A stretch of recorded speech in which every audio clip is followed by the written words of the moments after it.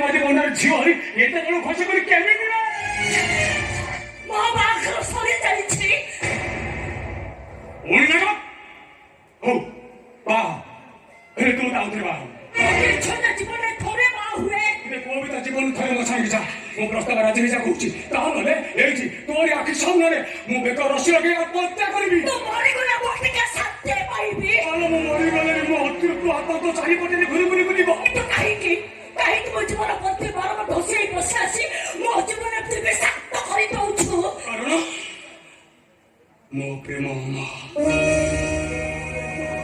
ମୋ ଭଲ ପାଇବା ସମୁଦ୍ର ପରି ଗଭୀର ମୋ ଜୀବନର ଆରମ୍ଭ ତୁ ଶେଷ ମାନେ ମାନେ ତୁ କେବଳ ମୋର ତୋ ଉପରେ କେବଳ ଜଣଙ୍କର ଅଧିକାର ଅଛି ଆଉ ସେ ଜଣ ହଉଛି ନା ମୋ ଉପରେ କିଛି ଅଧିକାର ନାହିଁ। ଏ ଦେହ ଉପରେ କେବଳ ଜଣଙ୍କର ଅଧିକାର ଅଛି। ସେ ହଉଛନ୍ତି ଡକ୍ଟର ବିବେକ ଦାସ ମୋ ସ୍ୱାମୀ।